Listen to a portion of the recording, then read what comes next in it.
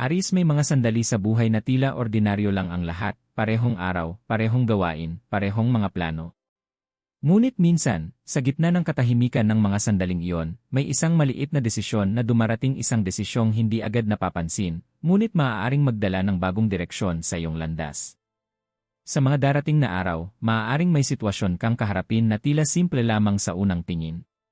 Ngunit sa mas malalim na pagtingin, maaaring ito pala ang uri ng pagpili na nagbubukas ng ibang daloy ng karanasan, pagkakataon, o pag-unawa sa sarili. Hindi ito tungkol sa biglaang pagbabago o dramatikong pangyayari. Minsan, ang tunay na pag-usad ng buhay ay nagsisimula sa isang tahimik na hakbang, isang desisyong ginawa sa tamang sandali. At kung ikaw ay Aris, maaaring may isang sandali na darating na magpapaisip sa iyo, ito na ba ang direksyong tatahakin ko ngayon? May mga panahon sa buhay ng Aris na tila walang nagbabago sa paligid. Tuloy-tuloy ang araw, pare-pareho ang ritmo ng buhay, at parang walang kakaibang nangyayari. Ngunit kung minsan, ang mga pinakamahalagang pagbabago ay hindi agad nakikita sa ibabaw. Dumarating sila ng tahimik, parang hangin na hindi mo nakikita ngunit nararamdaman mo. Sa mga sandaling ito, maaaring mapansin ng ilang Aris na nagiging mas mapag-isip sila kaysa karaniwan. Ang mga bagay na dati ay mabilis nilang pinapasya ay maaaring biglang maging dahilan ng mas malalim na pagninilay. Hindi ito kahinaan. Sa katunayan, maaaring ito ay bahagi ng natural na pag-unlad ng kanilang pananaw. Ang Aris ay kilala sa pagiging matapang at mabilis kumilos. Ngunit may mga sandali rin na ang lakas ng isang Aris ay makikita sa kakayahan niyang huminto sandali at pagmasdan ang sitwasyon. Ang ganitong uri ng katahimikan ay maaaring magbigay ng bagong perspektibo, isang mas malinaw na pagtingin sa mga bagay na dati ay tila simple lamang. Maaaring may mga pagkakataon na maramdaman ng Aris na may nagbabagong ritmo sa kanilang buhay. Hindi ito kailangang maging dramatiko.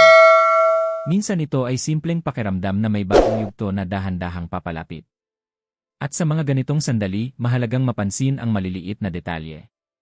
Ang isang pag-uusap, isang ideya, o isang pagkakataong biglang lumitaw ay maaaring magdala ng bagong direksyon sa pag-isip ng Aris. Hindi ito nangangahulugan na ang lahat ay magbabago agad. Ngunit maaari itong magsilbing simula ng mas malalim na pag-unawa sa sarili at sa mga landas na maaaring tahakin. Sa huli, ang tahimik na pagbabago ng enerhiya ay hindi palaging halata. Ngunit para sa Aris na handang makinig sa kanilang sariling pakiramdam at obserbahan ang mga nangyayari sa paligid, ang ganitong mga sandali ay maaaring magdala ng mahalagang aral tungkol sa timing, pasensya, at pag-unawa sa sariling landas. Sa buhay ng Aris, madalas na malinaw ang direksyon. Kapag may gusto silang maabot, mabilis silang kumikilos at buong tapang na tinatahak ang landas na pinili nila. Ngunit may mga sandali rin na ang buhay ay naglalagay ng isang hindi inaasahang sangandaan sa harap nila. Maaaring dumating ang isang sitwasyon na tila ordinaryo lamang sa unang tingin, isang bagong pagkakataon, isang pag-uusap, o isang ideya na biglang sumagi sa isip. Ngunit habang lumilipas ang mga araw, maaaring mapansin ng Aris na ang simpleng sandaling iyon ay nagiging dahilan ng mas malalim na pag-isip. Sa ganitong mga pagkakataon, maaaring maramdaman ng Aris na parang may dalawang direksyong nakikita. Ang isa ay ang landas na pamilyar na, ang rutang matagal na nilang tinatahak. Ang isa naman ay isang direksyong hindi pa nila gaanong kilala. Hindi palaging malinaw kung alin ang mas makabuluhan.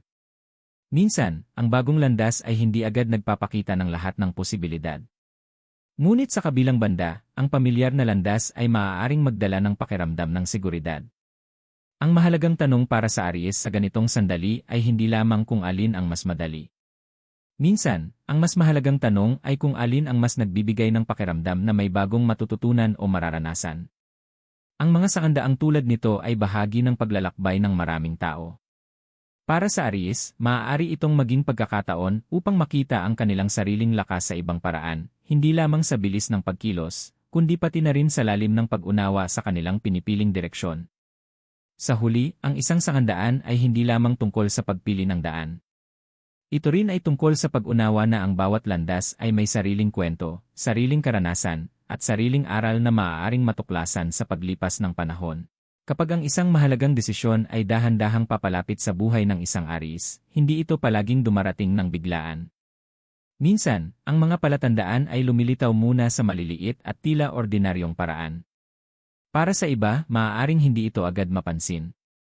Ngunit para sa isang Aries na mas nagiging mapagmasid, ang mga detalyeng ito ay maaaring magbigay ng kakaibang pakiramdam na may bagong yugto na paparating.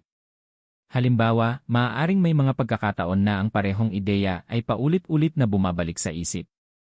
Isang plano na dati ay hindi gaanong binibigyan ng pansin ay biglang nagiging mas malinaw sa isipan. Hindi ito kailangang maging malakas o dramatiko. Minsan, ito ay simpleng pakiramdam na parang may direksyong gustong ipakita ang buhay. May mga aris din na maaaring mapansin na may mga bagong tao o sitwasyon na biglang lumilitaw sa kanilang paligid. Isang pag-uusap na tila ordinaryo lamang ay maaaring magdala ng bagong perspektibo. Isang payo mula sa isang kaibigan o kakilala ay maaaring magbigay ng ideya na hindi pa nila naiisip noon. May mga sandali rin na ang aris ay maaaring makaramdam ng kakaibang kombinasyon ng excitement at pag-ingat. Ang pakiramdam na ito ay kadalasang lumilitaw kapag ang isang tao ay nakaharap sa isang pagpili na may potensyal na magdala ng bagong karanasan. Mahalagang tandaan na ang mga palatandaang ito ay hindi kailangang sundan agad. Ang kanilang layunin ay hindi upang pilitin ang isang desisyon, kundi upang hikayatin ang aris na pagmasdan ang kanilang paligid at pakinggan ang kanilang sariling intuition. Sa paglipas ng panahon, maaaring mapansin ng aris na ang maliliit na detalyeng ito ay tila nag-ugnay-ugnay, parang mga piraso ng isang kwento na unti-unting nabubuo. At kapag dumating ang sandali ng pagpili, ang mga obserbasyong ito ay maaaring makatulong sa kanila na makita ang sitwasyon ng mas malinaw. Sa huli, ang mga palatandaan ay hindi palaging malinaw o direkta. Ngunit para sa isang aris na handang maging bukas sa mga bagong posibilidad, ang mga simpleng sandaling ito ay maaaring magsilbing paalala na ang bawat landas sa buhay ay nagsisimula sa isang maliit na hakbang ng pag-unawa. Sa likas na katangian ng aris, kilala sila sa kanilang tapang at bilis ng pagkilos. Kapag may layunin silang nakikita, hindi sila natatakot na sumulong at subukan ang bagong landas. Ngunit sa gitna ng lakas na ito, mayroon ding isang tahimik na bahagi ng aris, ang kanilang intuition. Ang intuition ay hindi laging malakas o malinaw. Minsan, ito ay isang simpleng pakiramdam na mahirap ipaliwanag. Para sa ilang aris, maaaring maramdaman nila ito bilang isang tahimik na boses sa loob ng kanilang isip na nagtatanong, ito ba ang direksyong nais kong tahakin ngayon? Sa mga sandaling may mahalagang desisyon na lumalapit, maaaring maramdaman ng aris ang kakaibang halo ng kumpiyansa at pag-ingat. Hindi ito nangangahulugan na sila ay nag-aalinlangan sa kanilang sarili. Sa halip, ito ay maaaring senyales na ang sitwasyon ay nangangailangan ng mas malalim na pag-unawa.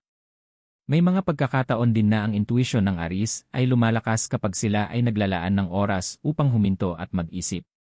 Sa halip na agad kumilos, maaaring mas mapansin nila ang mga detalye sa paligid, mga ideya, payo mula sa ibang tao, o mga pagkakataong hindi nila agad nakita noon. Ang ganitong mga sandali ay maaaring magbigay sa aris ng pagkakataon na makita ang kanilang sariling lakas sa ibang paraan. Hindi lamang sa pagiging mabilis at matapang, kundi pati na rin sa kakayahang makinig sa kanilang sariling pakiramdam. Minsan, ang pinakamahalagang desisyon ay hindi ginagawa sa gitna ng ingay at pagmamadali. Minsan, ito ay nabubuo sa katahimikan, sa sandaling pinipili ng isang tao na pakinggan ang kanyang sariling intuition. At para sa aris, ang kakayahang balansihin ang tapang at pagninilay ay maaaring magbukas ng bagong pag-unawa sa kanilang sariling landas. Sa bawat mahalagang desisyon na kinakaharap ng aris, hindi lamang ang resulta ang mahalaga. Madalas, ang tunay na halaga ng isang pagpili ay makikita sa mga aral na natutuklasan sa proseso.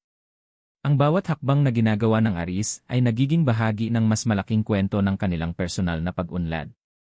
Kapag ang isang aris ay humarap sa isang desisyong maaaring magbukas ng bagong direksyon, maaaring hindi agad malinaw kung saan ito hahantong. Ngunit sa paglipas ng panahon, maraming aris ang napapansin na ang mga sandaling ito ang nagiging dahilan kung bakit sila mas nagiging matatag, mas mapagmasid, at mas handang harapin ang mga susunod na yugto ng kanilang buhay. Ang aris ay kilala sa kanilang tapang. Ngunit may mga pagkakataon na ang tunay na lakas ay hindi lamang nasusukat sa bilis ng pagkilos, kundi sa kakayahang matuto mula sa bawat karanasan. Ang isang desisyon, maliman o tama sa unang tingin, ay maaaring magdala ng mahalagang pananaw tungkol sa sarili. May mga aris na maaaring matuklasan na ang mga hamon na kanilang hinarap ay nagturo sa kanila kung paano maging mas matyaga. Ang iba naman ay maaaring matutong mas pahalagahan ang kanilang sariling intuition. Sa bawat karanasan, ang aris ay nagiging mas handa sa mga bagong pagkakataon na maaaring dumating sa hinaharap. Ang mahalagang tandaan ay hindi kailangang maging perpekto ang bawat pagpili. Ang buhay ay isang paglalakbay na puno ng mga sandali ng pagtuklas.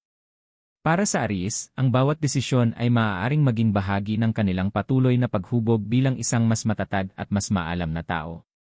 Sa huli, ang tunay na halaga ng isang desisyon ay hindi lamang kung saan ka nito dadalhin.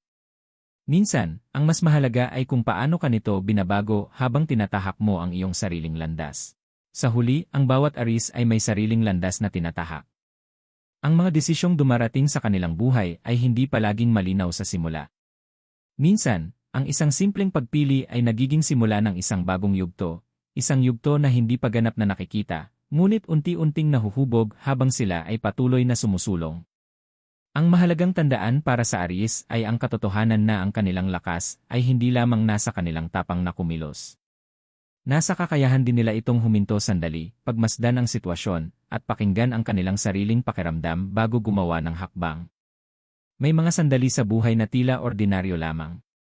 Ngunit sa paglipas ng panahon, ang mga sandaling iyon pala ang nagiging turning point ng isang kwento.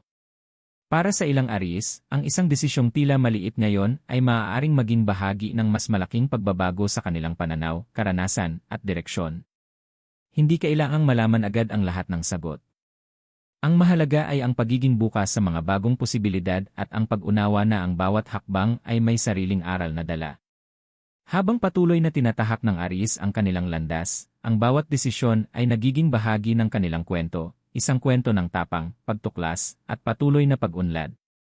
At marahil, sa isang tahimik na sandali sa hinaharap, ang Aries ay maaaring lumingon sa nakaraan at mapagtanto na ang isang simpleng desisyon ang naging simula ng isang bagong direksyon sa kanilang buhay.